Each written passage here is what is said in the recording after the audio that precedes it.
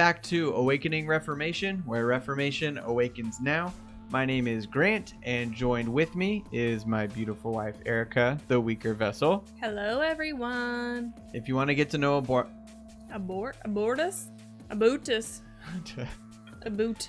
If you want to get to know more about us, we are part of the Reformed Rebel Network. The Canadian sinking in.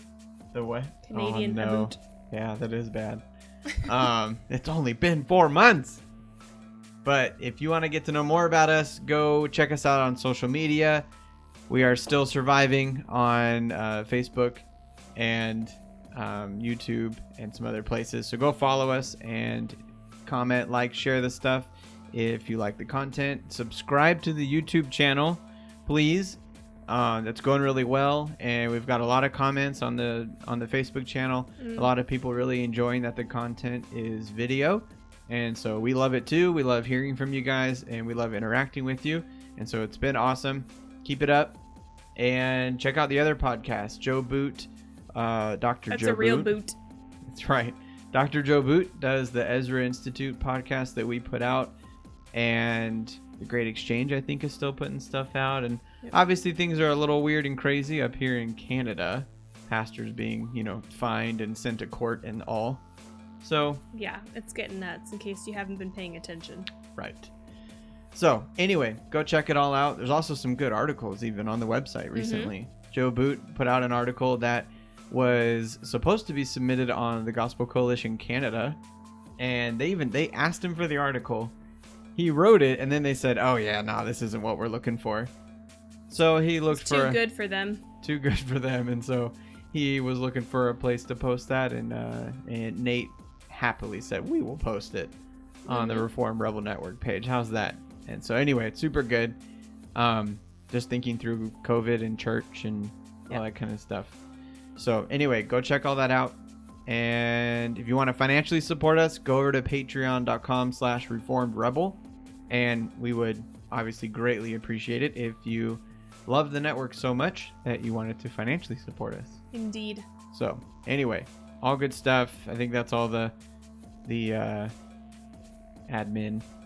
So all the business. That's right. That's yeah. So we're in the middle of our series, the Theology of Family, and we've gotten great feedback from you guys about this series, and we really appreciate that, and we're having a great time doing this. And so we talked about parenting last week, and so for the next 2 weeks, we're going to talk about parenting boys first in particular, and then next week we'll talk about parenting girls in particular. Yeah, I think we've gotten a lot of positive feedback, which is very encouraging. Yeah. And it's great for us to know that we're actually doing something that's useful to you guys. Exactly. So if a certain topic ever does come up that you feel like we could help you with, feel free to reach out to us. But in the weird things that are happening in the world right now, I think Christians are slowly realizing that we have to figure out our families and we have to get our homes in order. Right. The church needs to figure out what they're doing and get in order, and the homes, Christian homes, need to get in order. So hopefully this is beneficial to you guys. But these are very important topics to think through, and especially going forward, how culture will change and shift. Well, yeah, we see that our culture is becoming more and more confused about boys and girls, and that's even praised. Confusion about it all is praised. Yeah, being fluid is great. And now Christians can't even assume that non-Christians are going to even kind of think like them. Right. And so now it really is kind of a... Well, and even, I'm going to use this term loosely, but Christian... quote unquote. Resources are becoming very soft on certain topics. Right. And I think of things like Focus on the Family, or, traditional institutions that would have been helpful in the past, though I don't think they're overtly saying sinful things. I just think they're very soft. You can see that they're just slipping a little bit. Yeah, what you mean? Yeah. So when you think about a question like, well, how do you raise a boy, and what does that look like? How is that different from raising a girl? I don't think you're going to find many resources, legitimate resources in Christendom. Yeah. Yeah, there's some out there, but yeah, you're Yeah, right. yeah, there are some. There are some. It's But it's dwindling. It's dwindling, and you can see that they're slipping to that feminization Right. of all of culture. Yes. And that androgynous nature of all things. Yeah. Right? Yeah. And in, like I said, as post-millennials, we believe culture will be one. Right. Well, yeah. And that goes back to the unbeliever really aren't having kids. They're the ones that support abortion, and they're just not going to procreate. Mm-hmm. So just inevitably, after a couple of generations, the Christians are going to outnumber. Well, if we raise Christian children. Right. Well, and that's the emphasis too, is raising Christian kids, which is what we talked about last week. Yep. Raising a godly heritage. And then specifically this week, raising Christian boys who will be men. Right. And that's a big task in today's a big task. Feminized culture. Yes, exactly. So I already thought of a situation for you back in North Carolina, in the grocery store. Do you remember that? You were encouraging Eddie in the grocery store, and I think you were encouraging him with the line that Polycarp, the first. Oh, be strong and play the man. Be strong and play the man. I don't remember what Eddie was doing or what was happening in the store, but you just encouraged him, Eddie, be strong and play the man. And a lady in the store, I don't remember what she said. Do you remember? I don't remember that. I remember it briefly happening, but I don't remember much. It was just some kind of like, oh gosh, what a terrible thing to tell him, or yeah, I remember she wasn't happy about me saying that to him. So, where do we start though? When we're raising our boys, right? You got the ultrasound, or maybe you waited until the day of your child's birth. Maybe. But you are having a boy. Where do we start? What is the first thing that you do? You baptize him. Oh, yes. 100%. Well, so raising boys. We would say you baptize the kid. That's right. But even if you don't want to do that, it's fine. They're still covenant kids, even if you don't give them the sign. Right. So you have a little boy, and I think even during your pregnancy, it's a great time for you to like really think through what is a man's job. Mm-hmm. And then when you figure out what a man's job is, what a godly man's job is in society and in the church and in the home, then you raise your son to achieve those goals as quickly as possible. And right. We say this to our kids all the time during Sabbath dinner, our son in front of our girls, but to our son, we when you do the blessings, remind me how it goes, but to our sons, grow up like, or be like, we got this down. Yeah, y'all. We got it memorized. Be like saplings grown up in their youth. Yes, saplings grown up in their youth. And what that means, that's taken from one of the Psalms. But what that means is that we want our sons to be mature while they are yet youths. While they're still a sapling. While they're still a sapling. While they are still physically developing, we want their spiritual self to be mature. Right. So that's the goal, to have our sons grown up in their youth, and then to continue to have those roots grow deep as they mature in their manhood. Right. So I think of things like building godly character, training them while they're very young, what their purpose is. Right. You're not teaching your son to just fulfill selfish desires or to be so weak as to just give in to whatever temptation is in front of them. Right. You want them to be strong, godly men who know right from wrong and live principled lives. Right. So they aren't dominated by their emotions or dominated by, like you said, urges their wants and lusts. And lust is not just sexual, just like the desire for toys, play. Well, yeah, like if your 5-year-old is pitching a fit because you told them they can't have a cookie before dinner and they like lose it on the kitchen floor kicking and screaming or whatever, that's giving in. They're giving into their lusts, right? And even the lust of the eyes. Yeah, and I want to say this up front, that your kids will rise, or at least constantly be rising to the bar that you set for them.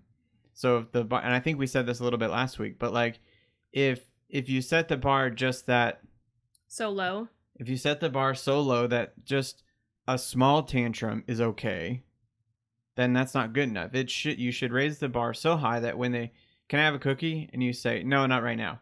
And those, okay, and walk away. Yep. It didn't dominate them. It's not a master over them. The desire for a cookie doesn't own them. Like, that is the goal. Right. And that is what you encourage, and joyful you're training obedience. them, because it's the cookie when they're 5, Right. but when they're 15, it's going to be porn. Exactly. And when they're 35, it's going to be the woman who's flirting with them in the office or Yep. whatever it is, Yeah. right? Like, you're training godliness in your kids, and you have to think this is a small temptation, Mhm. but you're building big character, Right. and So teaching then- them to overcome the temptation. Yep. So that when that happens and God just says, no, they go, okay. Right. And they can trust that loving authority over them, and they're already trained to be able to say no Mm-hmm. to those inordinate desires, Mm-hmm. because the desire for sugary food is not wrong. No, but being disobedient to mom or sassy to mom is. Right. Yeah. Your reaction to the authority over you is a big deal. Right. So I want to talk about strength for a little bit, because we do talk about having strong boys, Mm-hmm. and there's many reasons for that. Not only are they going to be the leader of their wife one day, but then also the leader of children, and that family will be decimated if the head of the family is weak. Mm-hmm. But we do want girls to be strong too, so it's in different ways. So in what ways in particular do we, and I'm thinking of one, but in what ways in particular should we be encouraging strength? Well, I think boys. the biggest thing that's different from a boy than a girl Mm-hmm. would be the conquering kind of strength, right? Yeah. And what I mean by that is, like, we want our sons to have that brute strength. That's very different. Physical strength. Yes, that's right? very different than like how we're raising our daughters to be. Mm-hmm. So we want our boys to be strong. We don't want wimpy boys. And we'll get into this with girls too. We don't want Right. wimpy girls or fussy girls either, right? Mm-hmm. But they are different.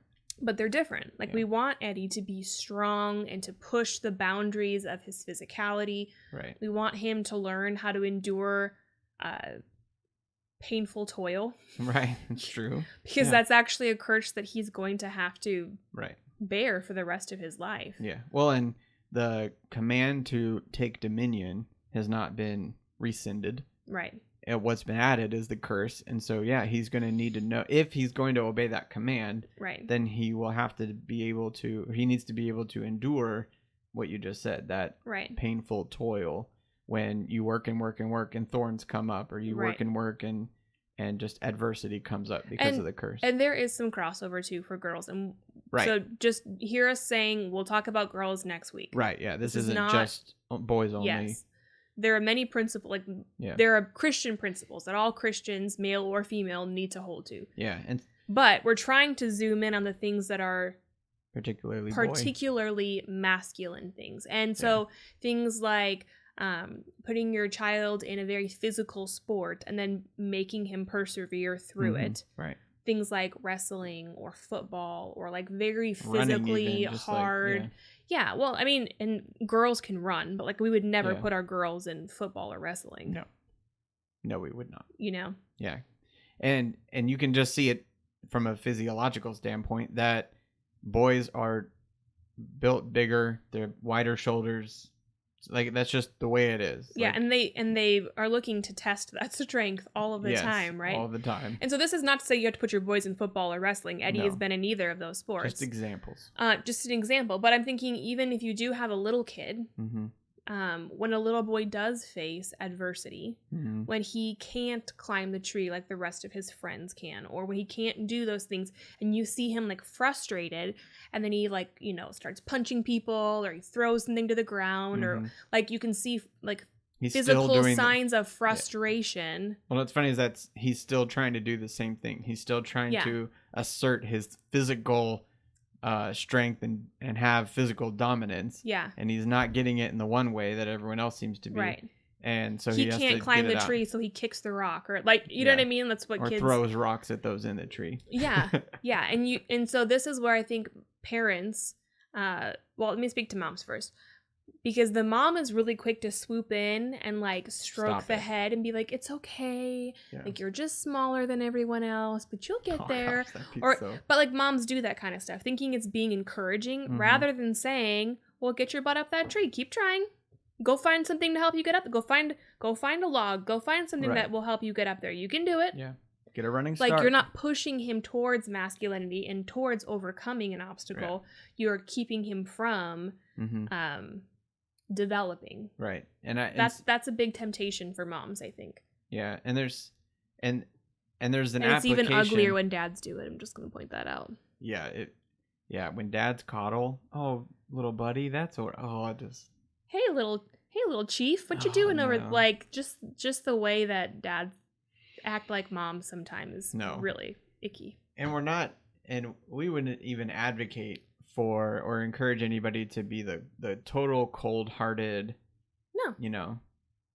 calling names or anything like that. Absolutely not. But parents should be aware of the masculinity that they need to always be encouraging their son to. Yeah, and it's physical strength, that's what we were talking about, but it's also mental strength. Yeah. Like, if your child is the fusser, if your child, especially your son, is fussy, whiny, always crying, always falling apart, like, that's not a strong boy, right? You want to tell your sons, listen, you're going to need to be strong, and you're going to need to be emotionally strong, because God has a lot in store for you when you're older, and you can't just cry every time things get hard. Yeah. You'll never defeat the enemy that way. No. You'll never be able to do that. You'll never be able to conquer the dragon. And yes, there are times when a little boy does, like, literally fall off his bike and his face is all scratched up or something. The bones sticking out. Yeah, like, you can take care of your child. We're not saying, like, when there's actual harm not to care for them. Right.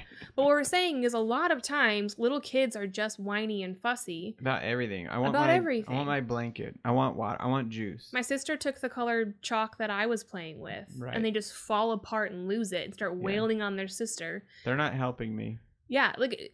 And we do weird things as parents by just, like, catering to this type of weak, soft, I don't know, raising up of boys. Yeah. And what we've encouraged Eddie with throughout the years is, you got this, man. Broaden your shoulders. Yeah, we always tell him to broaden his shoulders. Broaden your shoulders. Something. You got this. And you can see that, most times something clicks in his head, and he does kind of, suck it in with his chest, and he's like, okay, yeah, that's right. Or try this again. Or I can give him a little talk like, listen, Eddie, this is training for you, for when you are grown up, and you're going to have these things. And so this is training you to be able to conquer it and not be dominated by it, and to be strong rather than let it defeat you. Do you understand that? And you just kind of have a little, pep talk there. And like, this is what God's called you to do, to take dominion and to do this for his glory, and you live your life before the face of God. So this is you, obeying or disobeying God right now. And then you just do that all the time. Eddie and I have our little man talks all the time, and just encourage that kind of thing, Right. When it comes to strength too, I wanted to point this out, and this is I know the Wilsons have pointed this out, or maybe it's the daughters that we've heard them say this, but with boys, they don't lean on the girls. Yeah. And this is a very symbolic thing, but the boy is supposed to be the one to be leaned on. Right.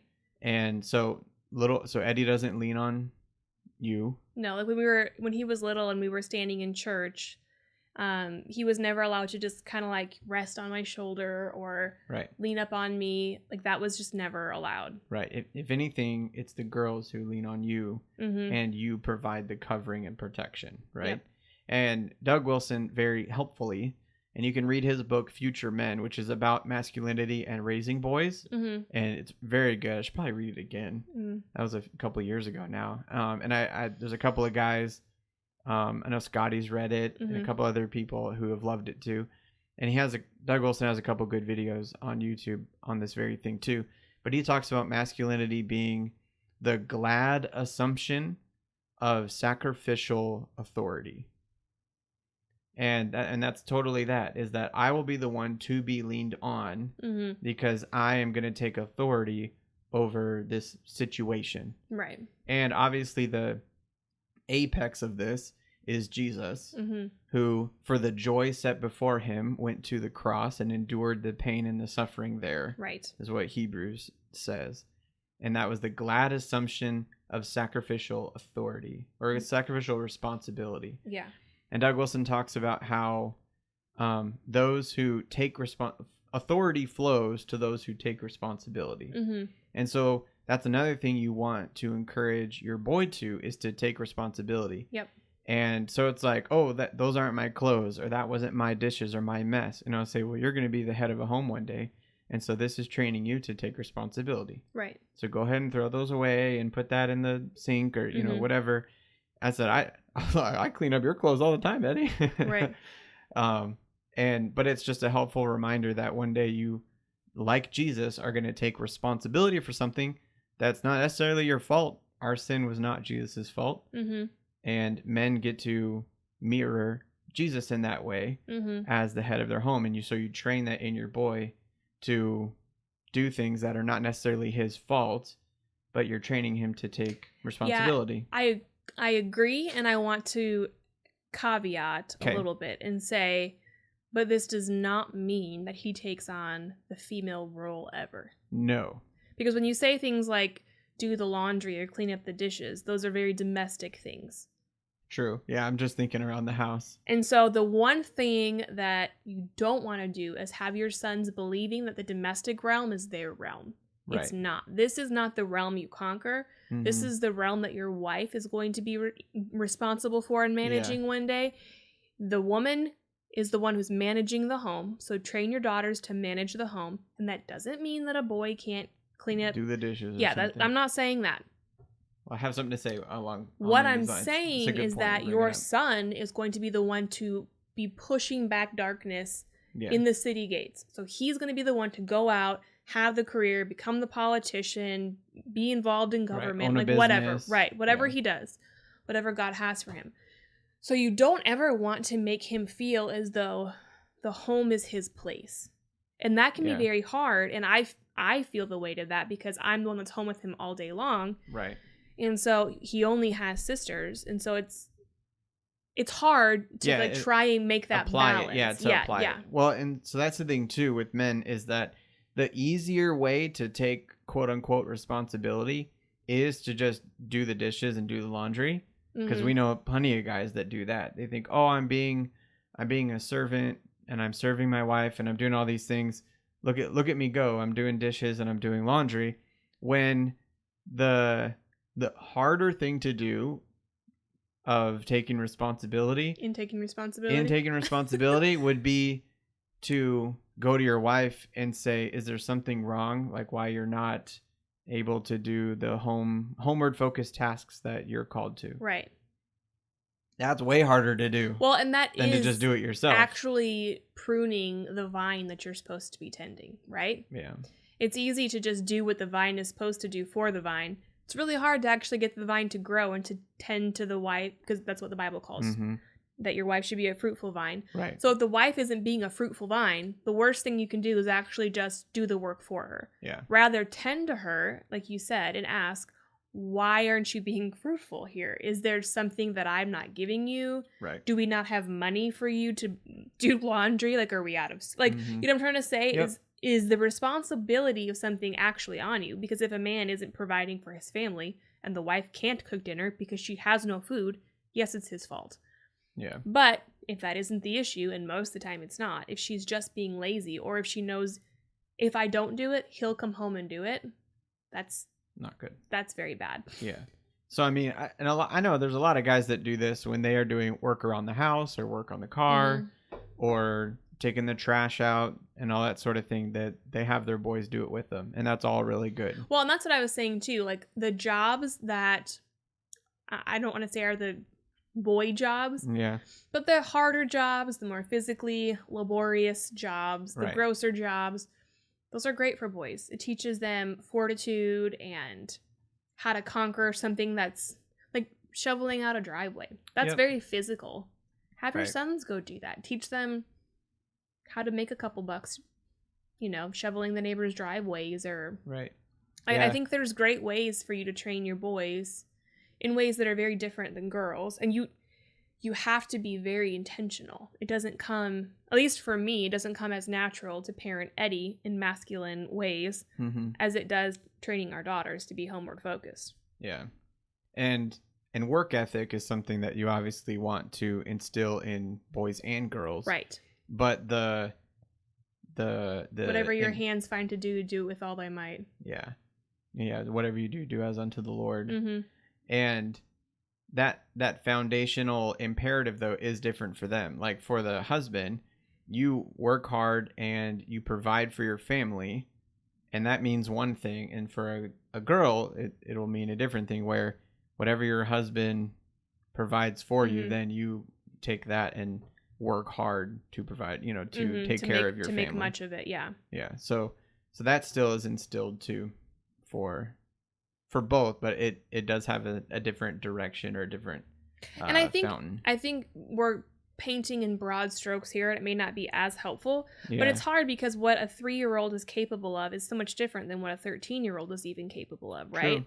Like at 13 years old, he should be able to do a whole lot more than the 3-year-old is, as far as mentally, physically, right? Like even at 14 in the States, I don't know what it is in Canada, but you can get a job at 14. Yep. So he should be thinking, okay, I'm going to go earn some money. I'm going to start thinking about my future. What is my career path going to be? Am I going to take a skill? Mm-hmm. Like what? And all these things are conversations you should be having with your sons and prepping them for the role that God has given them, which is to take dominion. So as early as possible, get a good paying job, find a wife, create culture, create babies, baptize them, like, and that's what you're really prepping your kids for. Yeah. Yes, at 3, but at 3, if you tell your 3-year-old, hey, you're going to have a job one day, what do you think that job's going to be? They'll probably look at you and say like Superman or something. It's pretty cool job. But at 13, you can actually have real conversations. And at 13... And they shouldn't be wishing to just play video games all day long.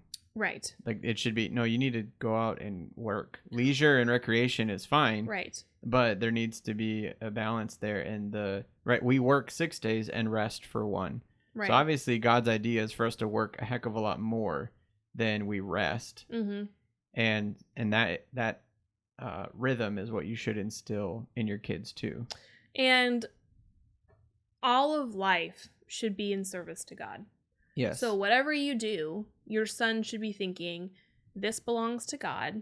Mm-hmm. Like, I need to somehow figure out how to be serving Christ. Right. So right now it's hard in churches because a lot of churches are in weird places. But like at 13 years old, boys can be tearing down chairs. Yep. They can be ushering old ladies to their car. Whatever. Like whatever it is. But figure out ways to encourage your sons to grow in those giftings. Yeah. Find godly men to disciple. Mm-hmm. Like there's so much that can be done at 13. And truthfully, at 13, most of your work is already done. Like most of the hard work, whoever your 13-year-old is going to grow to be, is pretty much already in them. Yeah, at that point, it's like a tune-up here and there. Yep. As they get their way out the house. Right. And at that point, it should be more of a dialogue back and forth of hey, do you fully grasp, X, Y, Z or whatever it is, And another thing that I kind of want to say, because I see this a lot, especially in mothers, because we're the nurturers, we tend to feel what our kids feel, and we want to protect them and shield them. And I'm not saying that's wrong, but I think we can go too far. I think as Michael Foster talked about how God gave children fathers to protect them from their mothers. Right. And no true words have ever been spoken, I think, because it's so often, especially with our sons, a mother can just raise a girl of a son. Right. And it's just so ugly when you see it. And our culture has enough of those already, so let's not. We don't need feminized boys. We don't need more. We don't. And if you look at our culture right now, that is the predominant sentiment or whatever is a feminine. We have a feminized culture, and you see this even with the pandemic going on. Is that who is running our countries right now? The health department. Yeah. The department. The nurturers. The ones. Yeah. So you even see that happening. Our leaders have abdicated to the nurturers. To the nurturers. But mothers often want to justify why our children aren't where we know that they should be. Mm-hmm. And so with our boys, we just say, well, he's more sensitive than other boys. Oh, yeah. Or he just doesn't enjoy doing like outdoorsy things or whatever it is, right? Yeah. And those things may be true. Or the opposite. He may just be a completely wild, I want to be outside all Oh, day yeah. long. Boys will be boys. He doesn't read. Oh, well, he doesn't enjoy reading. Or he hits his sister all the time, but he's just got so much energy. Yeah. But 2 ditches, right? 2 ditches. Rather than say, those things may be true, right? Yeah.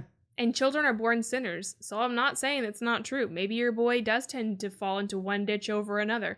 But it's your job as a mother to keep your kids out of the ditches. Right. And if you're a Christian, then your religion is such that you know that we are all flawed, sinful, and depraved and need saving. Right. Hence Jesus coming, dying, rising, and all that. Right. And so as parents, we don't look at our kids and go, well, that's just the way they are. No. Mm-hmm. There is a standard, there is a principle, there's obedience that they are supposed to be striving for, that you're supposed to be parenting them to. Mm-hmm. And so whatever ditch it is, though, your job is to get them out of the ditch on the road and to be living a principled, obedient life under the lordship of Christ. Mm-hmm. Before the face of God. And I think as a mother, also, we need to learn how to speak to our sons respectfully. That doesn't mean that like your sons rule over you. Certainly not. You are still authoritative. Yeah. But you don't want to emasculate your sons either in the way that you speak to them. Don't ridicule them in front of, their sisters or friends. You don't want to like strip away their masculinity. You want to validate their leadership and as much as is possible. When they do something manly, say, that was man stuff. Thank you for doing that. Mm-hmm. Exactly. Or, hey, I know I say to Eddie all the time, hey, Nora really needs help. Will you go help her with this? Because I don't think she can do it without you. Mm-hmm. Things like that, right? Like, you're the man, you're helping your sister. That's what men do. When there's a weakness in someone else, you come alongside of them and, like, help bear the brunt of some of that hardship that they're facing or whatever it is, right? But boys need to hear those kinds of things a lot, I think. Yeah. Encouraging masculine behaviors rather than having mom come and just say, how are you feeling today? Are you all right? Did that hurt your feelings? Like all of that stuff is just, one, it's icky. But that's not encouraging your sons to have broad shoulders and like lead firmly and take charge of the situation. Well, and it's making them be the victims. Yeah, well, and that encourages their feelings to be the center of their life rather than God's law, God's commands, And once again, there is some crossover here with girls, I think. Yeah. But women do need to be nurturers. Men aren't the nurturers. Not that men can never be nurturing, but that's not the role that God's given them. Yeah. No, I feel like I believe that there is a healthy ignoring that fathers should do. And what I mean by that is if your son needs help with something or whatever, you can teach him, but then leave him alone. Let him struggle a little bit. Let him struggle. Let him fight through that. Let him fail a little, whatever it may be. And just show him once and then say, okay, now you do it and undo it. Don't always keep doing it for him. Right. You need to show him, be the example, and then watch him as he does it. Because then hopefully as he's being trained to be like you should be the example. Then he can do it on his own. You train him. And so I've just seen too many dads that just hold their boy's hand through everything and all the time. And it's like, dude, that boy's never going to learn how to be independent or lead on his own. He's going to always think, I just need to be following somebody. Yeah. And that's not healthy. So I would encourage that as well. Let your son problem shoot. Is that the phrase? Problem solve, troubleshoot. Problem solve and troubleshoot. Yes. Trouble solve. Trouble solve. Let him do that. Right. Say, hey, organize this. Like, you know how to fold or you know how to put my hammers and screws away. Like, make this toolbox drawer look nice or whatever. Like, organize it. Yeah. And then you walk away and then come back and then go, hey, great job. Well, and I think you can even see this with the toys that little boys are drawn to. Things like Legos, right? Like they are builders. God created them to be builders of cultures and societies. So they love Legos because they love to build and create. Nerf guns. Like, they're the protectors. Oh, They yeah. love to, play war or whatever. Like, little boys are built for these things, and that's why Yeah. they're even drawn to these types of toys. And even with the like Legos and even using Nerf and stuff, because I'm always encouraging Eddie, like, set up targets, like learn to be a good shooter or whatever. and you're always encouraging like more and more excellence or more and more proficiency in whatever it is that they're doing. And so even if it's building with Legos, they can build a little thing, and hey, that's great, looks cool, and then encourage them to build something bigger and better. Yeah. And this was another Doug Wilson thing that was helpful, was as a father, and this goes with girls too, with how you're raising them, but that you are pleased but never satisfied. Mm-hmm. And so it's always, that's a great picture. But then it's always encouraging to draw better, or that's a great Lego creation. Mm-hmm. And then you're always encouraging, now build one that's like this big, Mm-hmm. or whatever it is. And yeah, so that's good. We're always wanting to grow them up, right? Mm-hmm. So. Yep. Find ways that your sons can be the leader. Family worship is a good place for this too. That's good, yeah. So obviously you want to encourage them in the spiritual aspect of things too, but make them be the one that reads the scripture passage. Make them lead in prayer or whatever it is, so that way when they grow up and they have their own family, they already know how to do that. I know for maybe a couple years there, our oldest is a girl, and then our second oldest is a boy, and they are true to their birth order. True. I mean, our oldest is very much the rule follower, the type A personality, and our son is very much like his mother, who's also a second born. Yeah, that's true. Funny enough. But always challenging the rules, always trying to figure out why the rules are the way the rules are. Yeah. And not naughty, but like very much questions everything. Right. He's a smart kid too.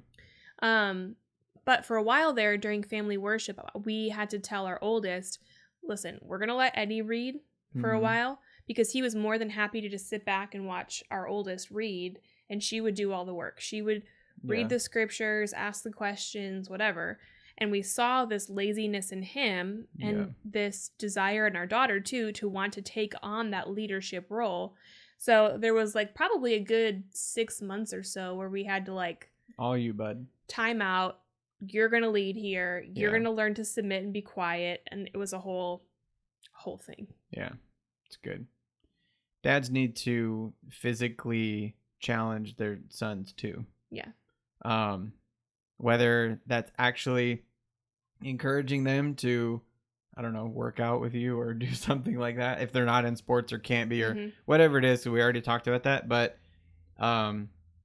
dads wrestling, and I don't mean like light wrestling or whatever, like literally dominate them and challenge them to dig deep and to push you over, like push me over. Actually, do something. Obviously, when you have a 2-year-old, this is going to look a little bit differently than when you have a 12-year-old. No, but like with Eddie, he's 9. And so the last, 3-4 years, he's grown up. He's gotten stronger. He's gotten a lot stronger. And so, wrestling and fighting with him is awesome. And he really tries really hard, and he loves it though. Yeah. And anyway, that's a super healthy thing for them to. Like, you don't want that to be so weird that if anything were to happen when they grow up, where they're standing up for truth, standing up for their sisters, or standing up for his wife one day, whatever it is, that a physical altercation is unthinkable. Right. And he just crumbles and doesn't know what to do and falls apart. Doesn't know how to defend himself. Right. You definitely don't want that to be a situation. That's another thing I would say that's crucial. And you mentioned protecting his sisters. There was one instance when our kids were little. I don't think our youngest was even born yet, but I remember Eddie being a little nugget, maybe 3 years old. Yeah. Couldn't have been 3 yet because Nora was not born. But anyway, like 2.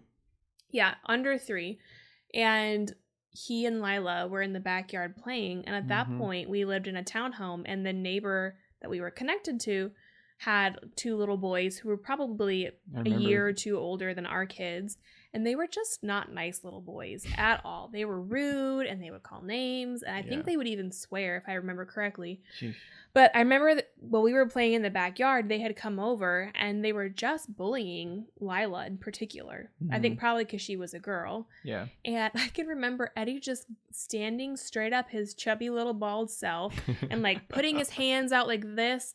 And he just said, "You don't ever talk to my sister that way." And I think they just kind of stared at him like, "What's your problem, man?" Yeah. But I remember thinking like, oh, that makes me so proud that even this little boy who probably could be pwned by these older kids is not afraid of them. He's willing to stand up for his sister, and he was not okay with how these mean boys were talking to his sister. Yep. And I think that is exactly what you want your sons to do, whether it's with their sister, if they have sisters, or women in general. Like, men are protectors. You want to encourage your sons to be protectors of not only women, but like biblical truth, right? Exactly. Yeah. Yeah, exactly. You just want that protector mindset to be in them, which is part of the cultural mandate and the command to Adam in Genesis of him to keep it. Yeah. And I think we talked about this when we talked about men earlier on in this series, but that's that same keep it. That means to protect it and for that thing to maintain its integrity, right? You're keeping it. Yeah, and maybe this is helpful to say too, if you haven't already listened to our episode on what a biblical man is, it might be very helpful for you, because basically all that we're saying you should be doing with your sons is to be raising them into those men that we talked about in a prior episode. So that's the goal for your son. And then you have to figure out in the meantime how you're going to form him and get him there as soon as possible. Yep. Don't give excuses and say, well, he's only 7. So, I mean, no, it's fine. You've already lost all kinds of time. It's fine if he still punches his sister. He's only 7. He'll grow out of it or whatever. No. Like, you want your son to be as mature. The standard is set. He will meet that standard right now, whatever the age is. You want him to punch whoever it is that would dare punch his sister. Right. Yeah. That sister is his to protect. Right. Not to be his punching bag. Yep. So. That's good. I feel like there's a whole bunch more that can be said. You just don't want the Proverbs too. I would say go to the Proverbs, because there's a lot about men and women in Proverbs and like good work ethic and stuff like that, getting wisdom, knowledge. So go to the Proverbs. That is very helpful with parenting. Yeah. There's the adulterous woman to steer clear of. Right. And those Proverbs conversations happen more as your sons get older, talking about sexual purity and not giving your strength to women and all that kind of stuff. But that even comes from having, like we said, a man's job is to protect women, not to abuse or take advantage of women. So even as they're little, teaching them to defend their sisters is going to help them in the future with how to view women properly. Yep. And their mothers and all that kind of stuff. But yeah, like, dudes, if you have little boys, stop treating them like little sissy boys. Stop validating all of their weaknesses. It's not okay. And moms, step off. Stop treating your sons like these precious little angels. Like, encourage them to broaden their shoulders and encourage masculine tendencies and give them opportunities to grow in their masculine. Yeah, because you're only ever going to make him to resent you when he becomes an adult, or you're just raising a effeminate man who will be living in your basement at 35. Yeah, who's going to need you to cut his steak. And wash his clothes because no woman can stand being with him. Right. And no other woman validates him like mommy does. No one. All right, on that note, I think we're good. Are you good? You think of anything else? I'm sure we could the longer we sit here. But sit here and ponder. This is a good thing to ponder and think about. And if you are a single woman, let's talk about this real quick. Okay. If you are a single mom, or if you're married to an unchristian, ungodly man. Yeah, there's no good example around.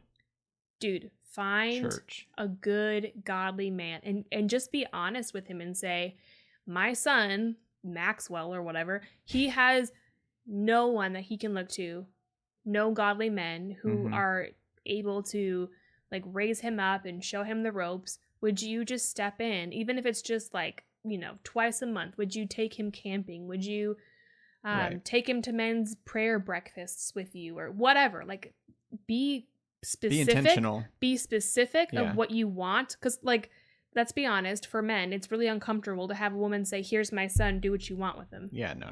That's not great. But if you are specific and you know there's like a godly man in your church Mm-hmm.